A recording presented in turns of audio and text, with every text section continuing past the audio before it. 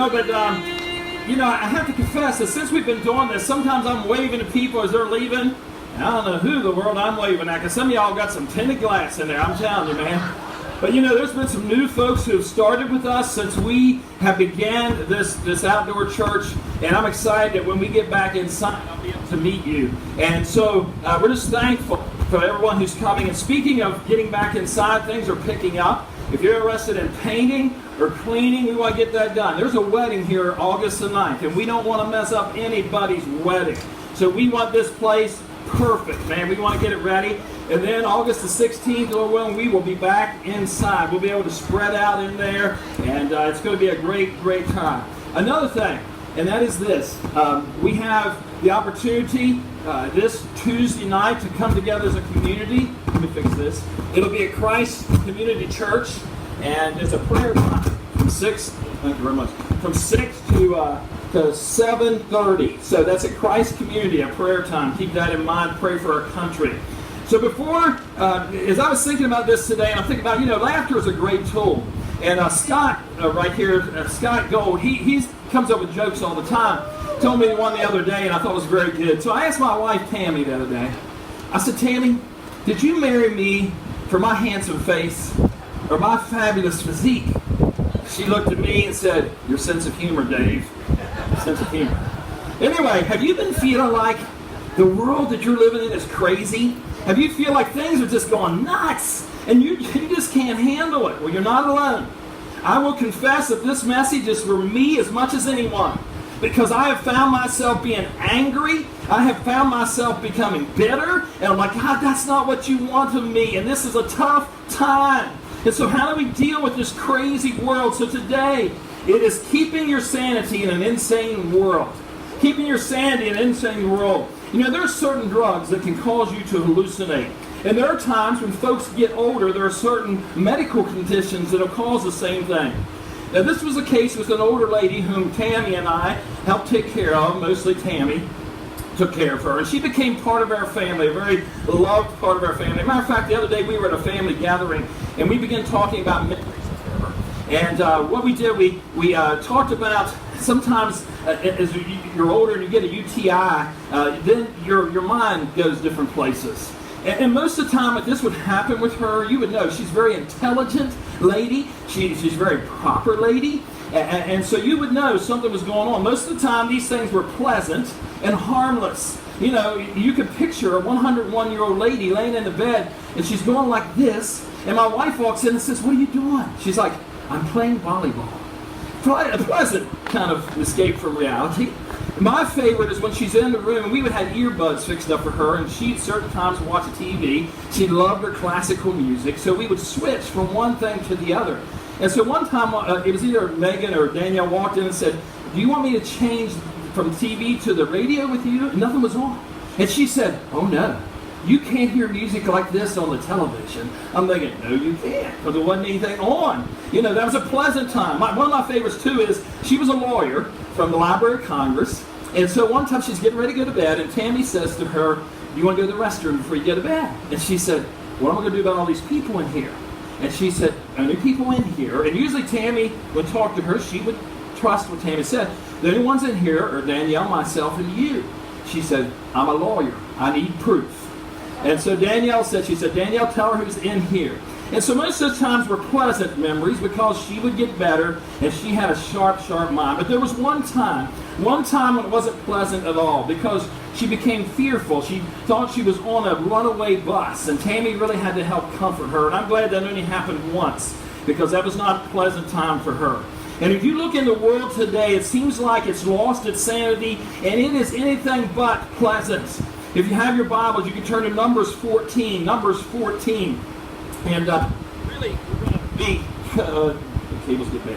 Really, we're going to be looking into 2 chapters, but we're going to hit this quick. We don't have a whole lot of time here. And so we want to look at a situation in biblical history where at least a small group of people probably had to deal with a world that they thought was going crazy. The Israelite people were slaves. They were slaves in Egypt. And they were released from that slavery. God sent the plagues. He sent Moses. They were released. They come to the Red Sea. They go through the Red Sea. They're out in the desert. And then they're ready to take the promised land. And so Moses says, I'm going to send in 12 spies. And so they were going there for 40 days. Check out the land. They go in. 10 spies come back and they're like, oh, it's beautiful. It is. It is the promised land. It's great. It's wonderful. But oh, we can't do it.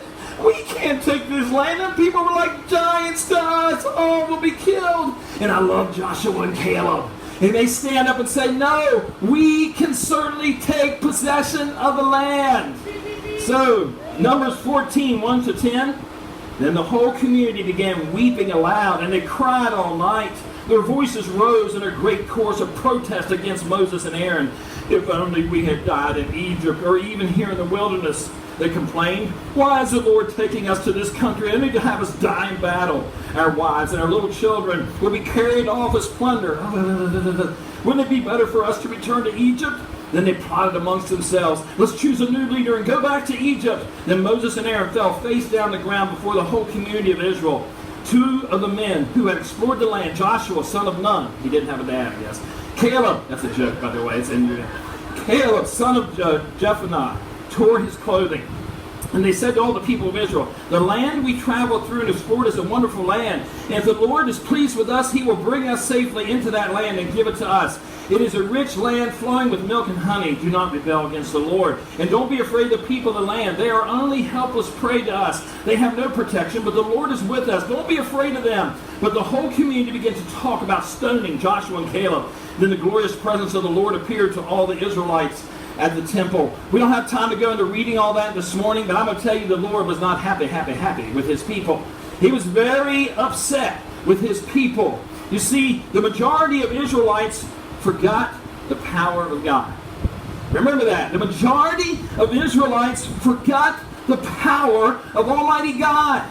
I mean, they saw the miracles he had done. They saw the plagues. They saw the crossing of the Red Sea. They saw the other miracles. But they forgot God's power. They were going crazy, man. They just weren't thinking. Secondly, the majority of Israelites listened to the wrong people. They listened to the wrong crowd. They followed the majority. They listened to the fear-mongering. And so those two things we got to keep in mind. They forgot the power of God. They listened to the wrong people. And the majority of Israelites allowed their fear to control them. They allowed their fear to control them. And when fear took over, they lost all sense of true direction. Their emotions were out of control. I can only imagine how Moses and Aaron and Joshua and Caleb and probably a few others felt. They probably felt like, have you lost your minds, you people? What is wrong with you? They wanted to go back to Egypt where they whined and cried and pleaded with the Lord, get us out of here, please. Get us out of here. And can't you imagine them saying, isn't this why we came out here? To go to the promised land? Isn't what this is all about? Isn't it what it's all about? And now you won't go in. So how did these guys handle this craziness? Why didn't they fall into the same trap? Well, there's two words I want us to think about this morning. Think is one word, and trust. Think and trust. Roll down your windows and get ready. On the count of 3, I want you to say, think and trust. Ready? 1, 2, 3. Think and trust. You see, too few men took time to think. Took time to think. They remembered, these few men, they remembered what God had done. They remembered that. They thought about how God had the power. And they thought about his promise. They didn't panic. They knew that God was in control. And in this insane world, we must remember. We must remember that our God is still in control. It might not seem like it sometimes, but God is still in control. And so, that's something to remember. He is still in control. And then these few men, they refused to listen to the wrong people. They refused to listen to the wrong people. Now, I'm not going to get political here, okay? Because I don't do that. I pray every day, God. Because let me tell you, during this thing, it's been hard, man. I mean, I get angry. I go home, and one of my children will come in and say something. My wife says, don't get him started. Don't get him started. And so I'm like, Lord, this is your pulpit, not mine. Don't let me preach my opinions. Let me do what you want.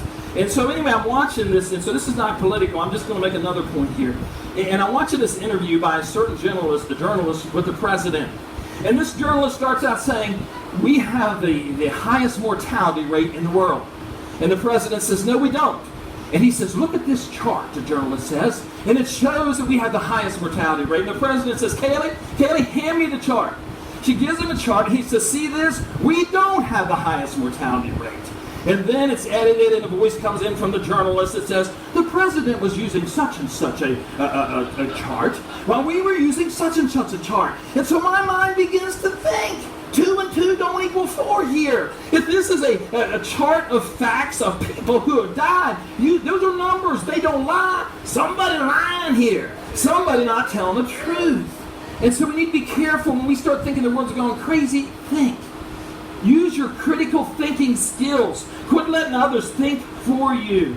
You see, when I sit there and go like 2 plus 2 equals 4, it always has, it always will. And when it doesn't, think. Use your critical thinking skills. Don't just blindly follow the masses. That's scary. I've been trying to teach my grandchildren these critical thinking skills. The other day, my grandson was on a 4-wheeler, and I come around the corner, and there he is out of gas. And so I asked him, so what should you do here? I wanted him to think. And then I talked about how, yes, and then you could walk home, take your key, tell your dad you need some gasoline. And I said, so what'd you do? He's like, walk home. I'm like, you don't have to walk today, I'm here. So he made him feel a lot better. But these thinking skills, during this crazy time, I'm going to tell you, limit the time you listen to the news and to social media. Oh my goodness, it'll drive you berserk. Trust me, I'm telling you who you are. You're listening to this stuff, you're going to live in fear. You know, somebody, and this was on social media, but somebody said they asked this Amish person, why hasn't all this craziness bothered you? They said, because we don't have a television. You know, the other night I went home, it was a beautiful night. I'm like, God, you're so awesome. Look at these stars. God, you're awesome. And I thought, how peaceful this is. And then I thought, if it wasn't for the national news right now, we would have some peaceful times, I think. So be very careful. Just be careful to make sure you think. That's all I'm saying. I'm just saying, think about things. Don't just swallow everything. And then these few men did something else that helped them during crazy time. They did not allow their fear to control them. They did not allow their fear to control them. All of us have fear. All of us. If anybody tells you, I ain't afraid of anything, they got a bigger problem. They're a liar, okay? All of us have some type of fear. The question is, will you allow your fear to control you, or will you take control of your fear? That's the question. It was Zig Ziglar who said, fear has 2 meanings. Forget everything and run, or face everything and rise. The choice is yours. Now, I have said before that fear is a great motivator and a great manipulation tool. So be very, very careful when you see things going on. I mean, you turn on TV and they talk about the virus. What do they show? They show an emergency room. They show a ventilator stuck down somebody's throat. You know, then they show these protests and how everything is terrible and everything is awful. And your mind begins to think, oh my goodness, the whole world is going nuts. And it's sad they're using people to plot against people. They're causing racism. That's so sad. We are all one race. We are all God's children. And we need to make sure that during these times we love like Jesus. We don't go crazy. We love like Jesus. You know, many people will die in a fire. And not necessarily because of the fire. Because of fear. Their thinking goes out the door and their fear takes over. The Bible says in 2 Timothy 2, 1-7, and I say this to Satan often, for God has not given us a spirit of fear and timidity, but of power, love, and self-discipline. If God didn't give fear, who the world did? Where's it coming from? Think about it. You see, these few men not only chose to use their God-given ability to think, but they also had their trust in the one. They had their trust in the one who could say to them. Joshua and Caleb tried to tell the people, look, God will give us the land because this is his promise. We knew this is his promise. He said it was. And so they put their trust in him. And you know what? They were proven right if you continue to read through the history of Israel, that whenever they obeyed God, they got the promised land. Things went great. Things went wonderful.